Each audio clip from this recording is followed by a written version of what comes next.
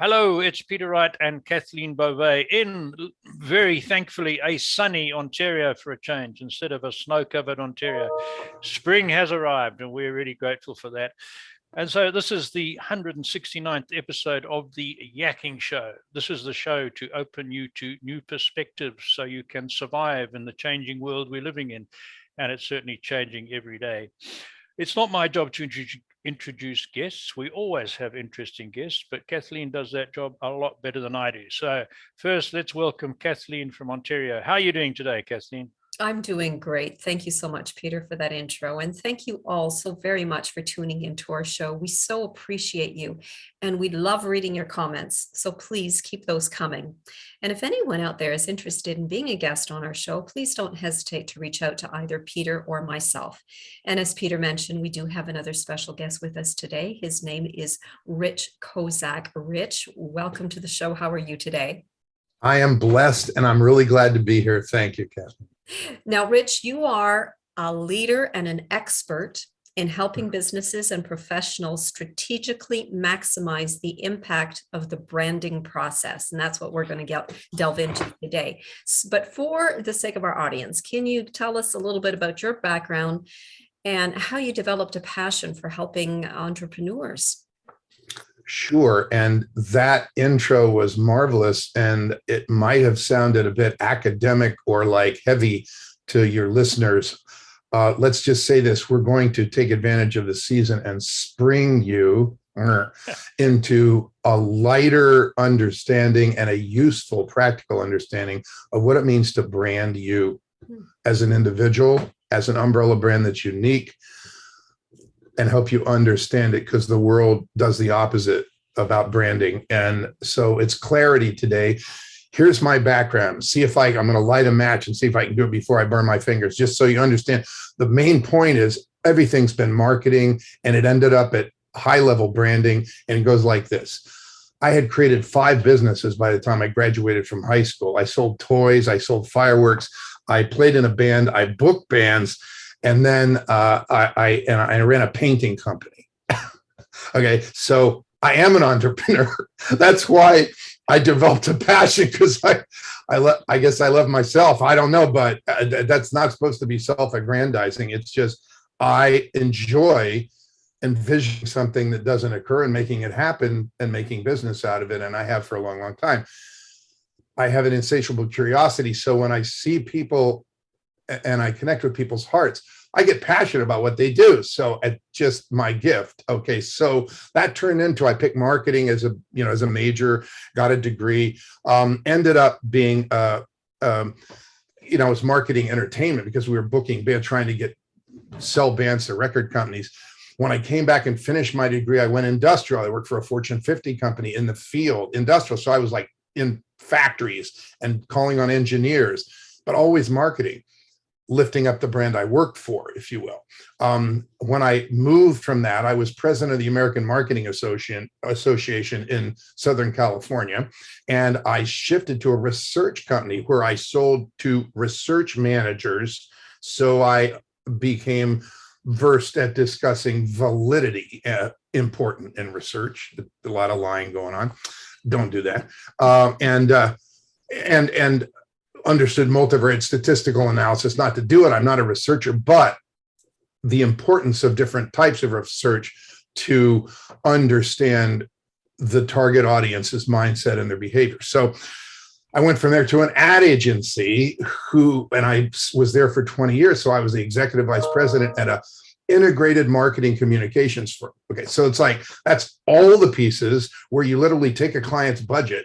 And that was B2B. So the budgets were, a couple $100,000 to $1 million, small kind of stuff, not big old, please don't squeeze the Charmin $25 million ad budgets or pharmaceuticals, but chipsets for the new disk drive, those kind of things, right? Semiconductors and whatever. And we became partners in a branding partnership that is worldwide. So I ended up my career with partners in 21 countries on global brand teams, using a process of research to elicit the roots of the brand at the company in wherever, Germany, and then moving it to another country. It's like Man, I was addicted. So hopefully that gives you a little bit of background. If you want me to talk about any area of marketing and how it relates to branding and what the difference is, which I'm about to give you a couple of one-word examples of what the difference is, so you are clear, because we promised clarity, I'm your guy. But I can talk for weeks, so don't get me started. So there it is. Entrepreneurism, marketing, branding, long career. I'm in my 45th year of marketing and defining and languaging brands, my own, from a early teenager and to $14 billion companies that are public, was my largest client at the agency, and now only individuals who want to impact people's lives or the world. It's all about impact-driven branding, and I work with impact-driven brand champions, individuals. Wow. There you go. Wow, that is really, really good. And we could keep on that same track for hours, I'm sure. But we have an international audience, and they're not all business people. As I mentioned before we started the show, we've interviewed a lot of authors and all sorts of people. So many people have a very hazy idea of what branding is all about. And we also have some rural customers who think branding is something you do to cattle, right? When you lay them down in the corral. So explain to... No, I'm not being facetious. There are people that I talk to that think that's what branding is all about. And I have a farming background too. So, but tell our audience your version of what is branding. Well, let's start with the farm. Okay, the reason that you're doing that is to mark the source of the cattle. In other words, hey, Bob, that heifer's mine over there. This old heifer, it's yours right there. Because you have to put a brand on it so you can tell the source. That's the whole reason that branding was created, to identify the source. No different today. But let's talk about you non-business people or whomever. It could be your business, your calling, your work, whatever you do. As a listener here, I want you to think about you right now. So your brand, I want you to think about branding as one word: perception. Mm-hmm. But it's not your perception. It's everybody else's of you. So brand is everyone's perception of your work, of you, what you stand for, who you are, what your characteristics are, their perception. Branding is everything you can do to create and shape a consistent perception that serves you to take your work where you want it to go. Brand is perception, and it's not your perception. Does that help? Yeah, so absolutely. Is that why branding is so misunderstood then? The definition is not why. I will explain why let's see if I can do it in 15 seconds. Why is branding so misunderstood? Those who use the word to sell things. Okay? Mm-hmm. So pick any marketing service seller, even somebody who's in the branding, but those who use the word branding, this will help your branding. You should do this to have better branding. Use it one of two ways.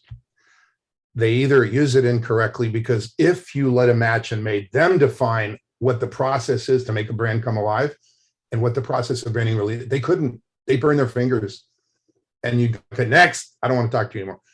Or they are using the word intentionally as an entrancement. Mm-hmm. And it's tied to jargon words like essence and niche and things to make you think that there's this special language, special wisdom that only they have, and you must buy them. But I'm here to tell you, it is just, look, I've done it with $14 billion companies. I've done it with teenagers. It is just a process. And it is a step-by-step, iterative, that means step-by-step process, that when you do it, you can guide it. Mm-hmm. And so does that help? That's how it got misunderstood. People use it all the time, and then people think, look at the world, they say, what you need is a brand. And they start to think it's something that gets put on them, right, like that brand on the heifer, right? Yeah. Like somebody create, oh, you know what? I'm going to do it right now for Kathleen. Kathleen, you are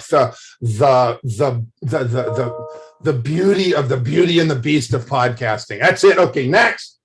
Yeah. It's like if I slap something on you and now you have to become it, Mhm. where does that leave you in terms of accessing your own authenticity? Mhm.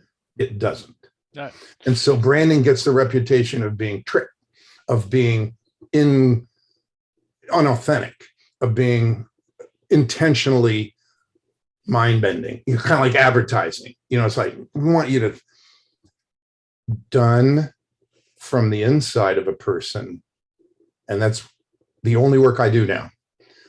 It is totally congruent with the individual. Yeah. And it gives that individual, whatever they're doing, they could be an author, they could be an expert, they could have created a method or a product.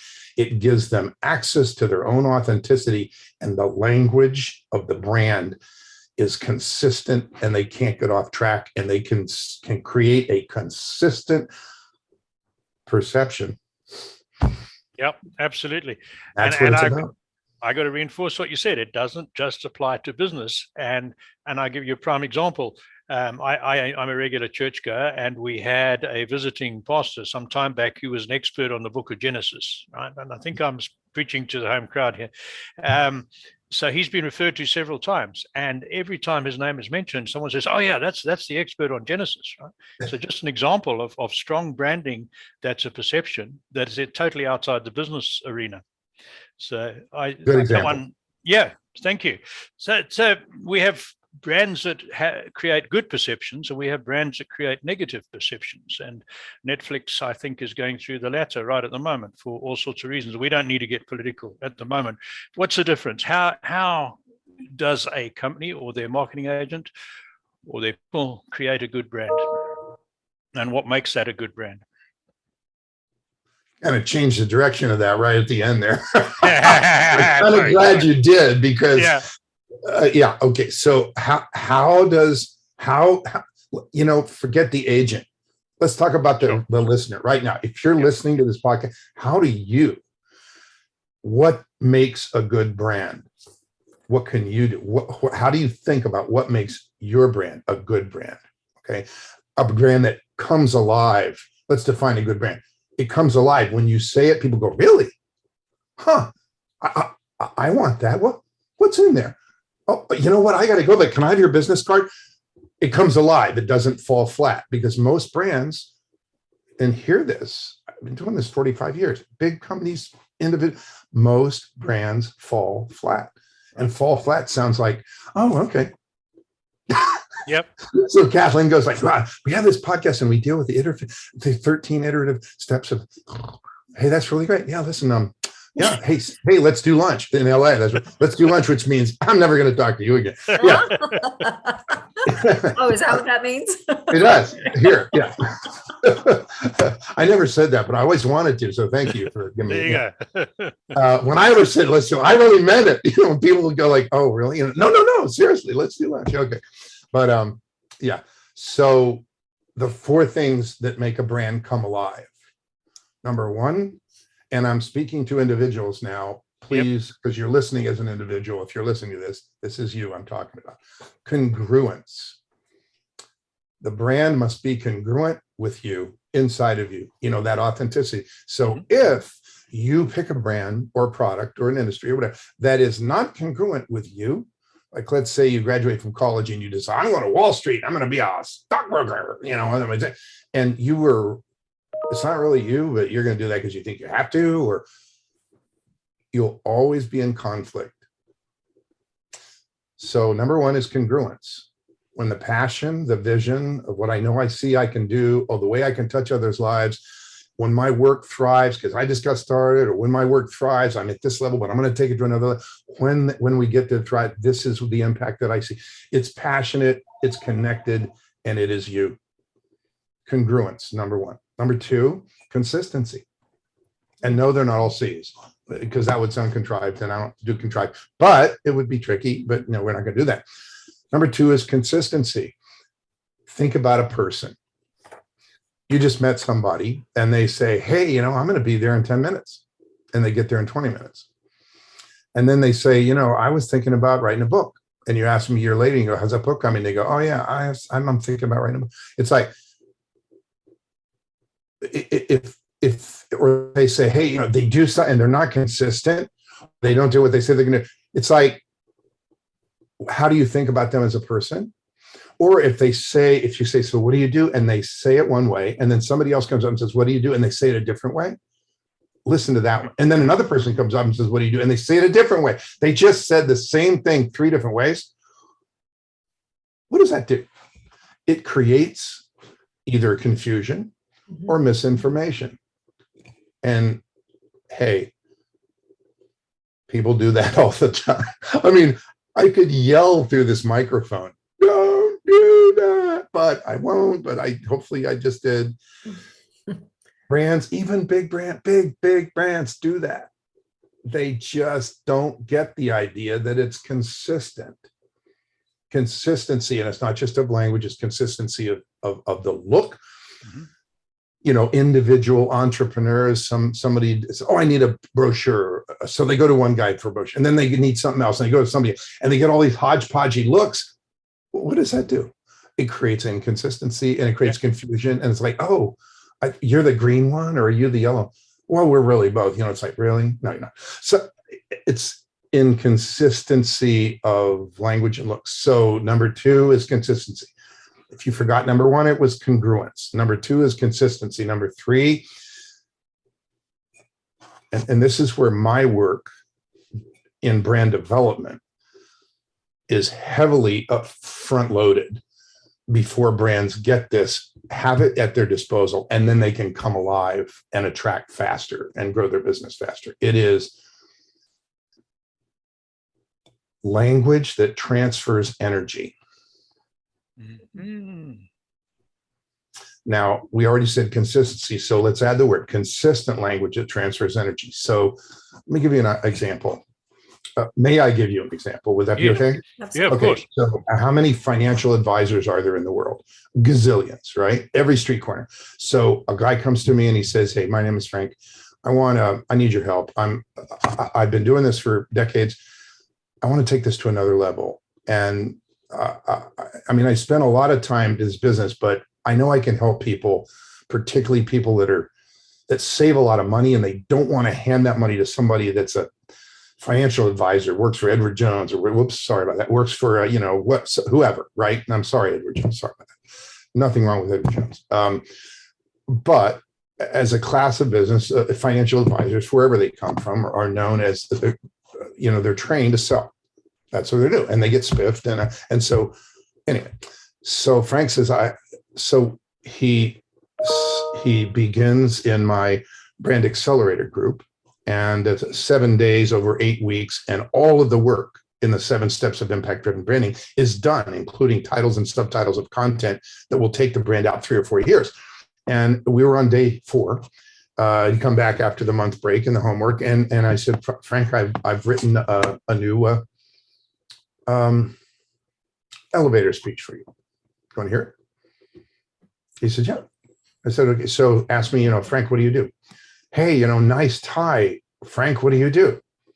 Well, for years, I served as a financial advisor. And you know how many of those there are. Oh, yeah. Well, I made a decision to serve people at a much higher level, particularly committed savers. I created my own company called Safe Savings Options.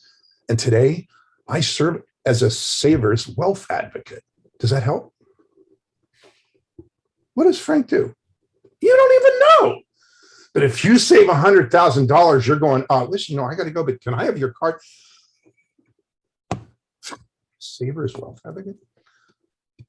Welcome to Frank's new brand. Language that transfers energy. Now, in that case, it's like the dog on the YouTube video. It's like, what's in there? I looked in the refrigerator. What was in there? The maple cut. The dog was like millions of, look it up, dog maple bacon. You'll see what I mean. Branding is the same way. People go like, oh, wow. Saver's wealth advocate. Wow, Frank, I'd like to know more. What do you, can I have your card? But I want that. What's in there? Mhm. I want that. What's in there? What you just experienced was an intangible brand promise wrapped into an elevator speech to make a brand transfer energy and come alive. So if you ask me, so Rich, okay, let's get to cut to the chase. You're a branding consultant. So what do? I could say, well, I managed the 31 consecutive steps of the branding continuum, and you'd be asleep and my brand would fall flat. Or I'd say, well, people tell me I put rocket fuel in their branding gas tank.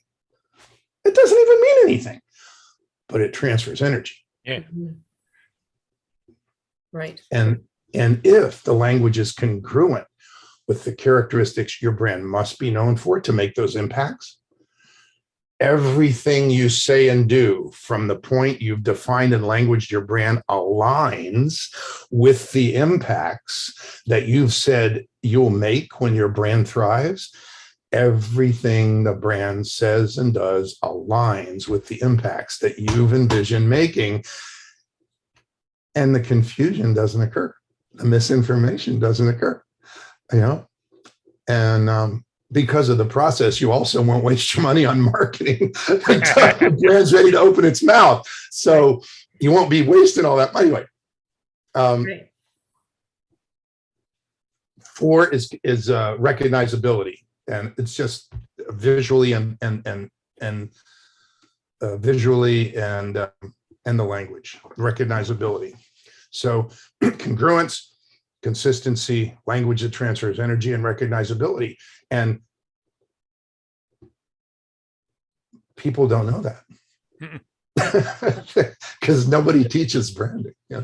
That's right. And if I can just jump in, that many people get 1, 2, and 4, or some of them right, not that many get number 3 right. Mm-hmm. Yeah. They struggle with it. They even say things like, well, what kind of content do you because we have to post. We have to post on Facebook. So what kind of content? And they get a new dog and they go, well, I posted my dog. It's like, oh boy. Right. So Rich, what you've just described, it's what makes a good brand. So again, congruency, consistency, language that transfers energy, and recognizability. So those are the ingredients. That's the secret sauce to making a good brand. But how does a company first envision and then define that brand? You're asking in the present tense, not in the conditional tense. How should it? How would it work best for you as an individual? Could we change it to that? Sure. Yeah. Okay. How defining your brand, how envisioning, how can you envision your brand to be much more successful at it coming alive? First, the first 2 steps you can do with your eyes closed. The first 2 steps of the 7 steps of impact-driven branding.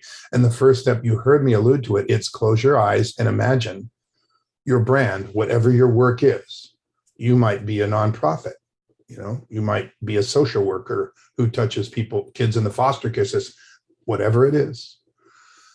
You might have a safety vest that will change the levels of safety for people who work in the dark all over the world. That's one of my clients. They're a manufacturer. It doesn't matter. First, you close your eyes and you envision what your brand looks like when it's thriving. Thriving, like the brand is touching lots of lives. You are touching you're doing what brings you passion, and you're thriving business-wise, financially. You're even probably giving back more. You're contributing, thriving. You picture, what are you doing? And if you love to write, you're probably maybe writing books, or someone's writing them with you or for you, and you're using a book to move the brand forward, a stake in the ground. Maybe you're speaking. Maybe your voice is an audio brand, but you envision it. Don't let anybody who says they're a branding specialist tell you what you have to do. You envision what brings you joy. And then envision, step 2 is envision who, and you got to go to your heart. Don't go to your head. I've been there. That won't help you. Go to your heart. And ask yourself who. Paint a picture. You you can impact their life with your work, with your product, with your service, with your method, with your calling.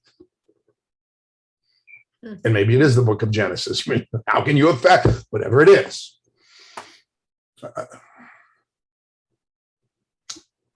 And you write that down. Define them. What is it about that person that makes them the person that you know you can help? Have they graduated from college so you know they have the capability to finish things? Do they make a certain amount of money so you know they can pay you for your work because you don't want to just work with people that can't afford, what is it about them? Is it a mom with a special needs child and she's single mom and she doesn't know how she's going to provide for the child if something happens to her? Is it a couple that just got married and hasn't had children yet? Is it somebody that's just before retirement? Who is it?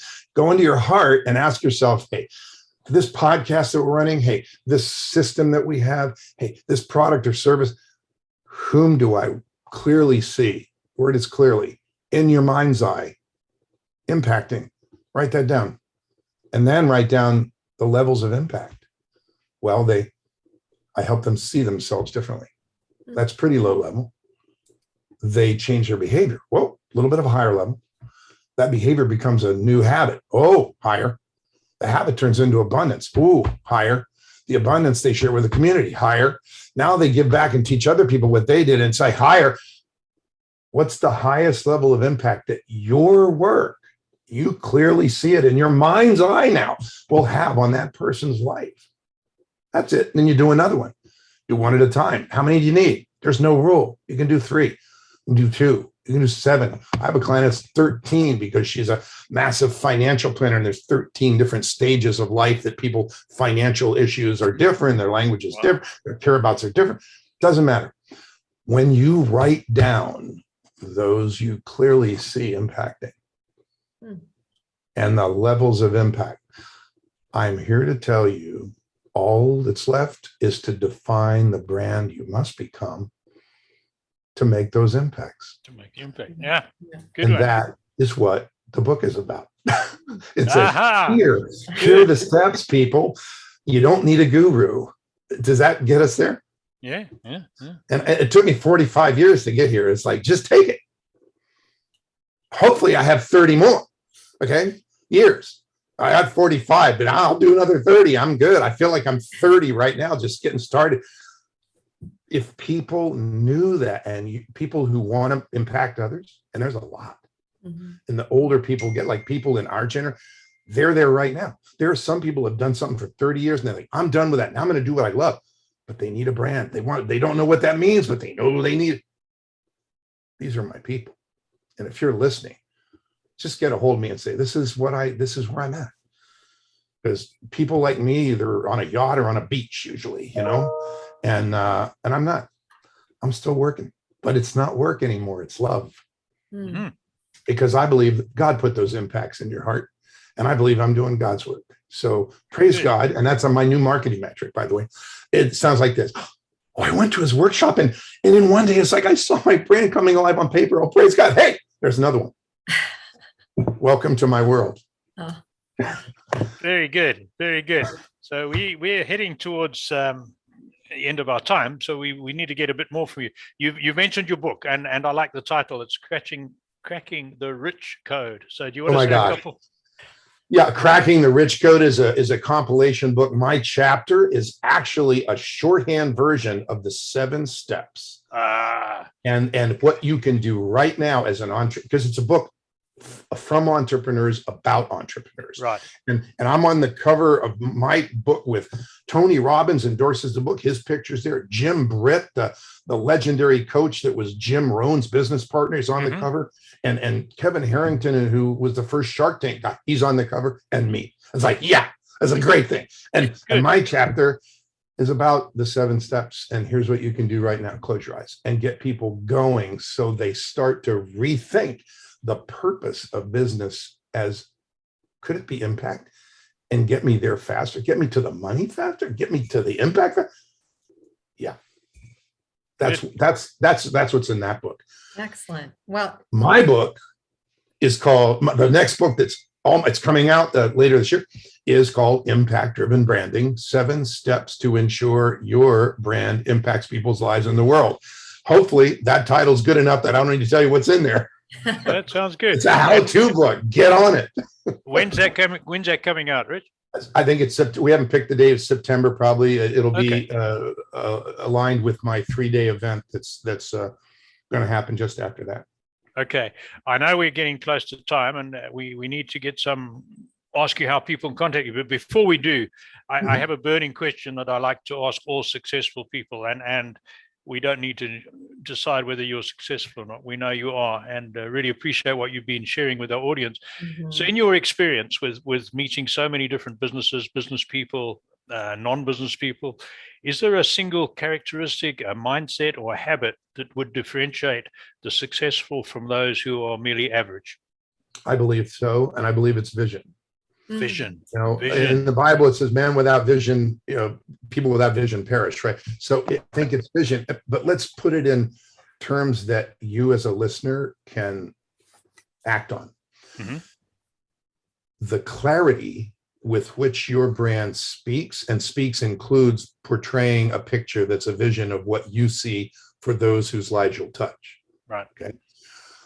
The clarity, and this is a quote from me.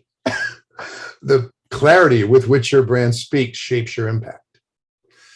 And so when you have a clear vision to say to people, I know this might be difficult, but this is what I see for you. Let us work with you, let the brand in other words, and this is what we see for your life, for your family, for your future. I know it might be difficult, but take our arm, we'll take you there. The more clearly a person paints that picture. And there's 2 kinds of clarity. There's that clarity for those whose lives they'll touch. And there's that inside the brand clarity that is the clarity of those people whose lives they know they can impact. Writing that down. That clarity is the other clarity. Those 2 pieces of vision, and that one I just met comes from your heart. Who do I know? I can really, but articulating that clarity and doing that clearly and consistently, that takes people to a whole nother level of success. And frankly, it's the most missing element. You go on a website, it's not there. No, thank you for that. Yes. Make sure it is there, by the way. So Rich, we are nearing the end of our time with you, but how do people contact you and how do they get a hold of your books? I'm going to give you 3 ways, but they all have a little gift. First, just email me. I'll connect with you. We'll plan a Zoom call. rich@richbrands.org. And make sure it's .org. If you use a subject line blueprint, I will email you a copy of your impact-driven branding blueprint. And you'll have that to follow and get going right now and take some steps. The other way is I give away a free set. It's only 18 minutes total of videos answering frequently asked questions about, wait for it, branding. Yeah. No baloney, no double talk, no entrancement, no niche, no essence, none of that stuff. There you go. Just straight answers to frequently asked branding. And that is at old school, thebrandyoubillbecome.com, thebrandyoubillbecome.com. And I'll say in that same breath, now, no matter who you are, now is the time to define the brand you will become. Good. Thank you for that. And the third way, I put a Facebook post in the chat for you that literally offers, we do a half-day event. And that Facebook has a link in it. So if you can post that link, literally does a half-day event called Branding You with Impact. And it will rearrange how you think about what it means to brand you as a unique individual where no one else can copy that, and you come alive and attract exactly the people you want to attract, and you get there faster. What does that really mean? come to the half day. It's like, it's inexpensive, really, really inexpensive. I make it that way so that people go like, I think I need this. And you can just come and it's not an issue. You'd spend more at McDonald's if you have a family. Yeah. Wow. Excellent. Excellent. We've got those. That's great. Thank you very much for that. Rich, we will put those links there for everybody. And listeners on audio only, if you go to the description on whichever platform you're listening to this on, you will find all those links. Thank you, Rich. And thank you. I really appreciate you asking. And people would not know there even is someone like me and someone who says things like, I think this will be a blessing to your business and your life. And they think, is this really branding? Oh, it is. But watch out, because when your business is not why you're here, doing branding creates a platform that's abundant for your business, but it makes it easy for you to step from that platform into the purpose why you're really here. And that's why I'm back in branding. And that's a good thing. So just talk to me. Very good. Rich, thank you very much. That was excellent. Thank you so much. We'll have to have you back on the show in the future. Absolutely. I hope you thank you, Kath. would like to. I would like to. I would back. be honored. I really would. Excellent. Well, thank you again so much to all of you for tuning into our show. We so appreciate you. And again, we love reading your comments. But until next time, everyone, take care. Bye-bye. Goodbye.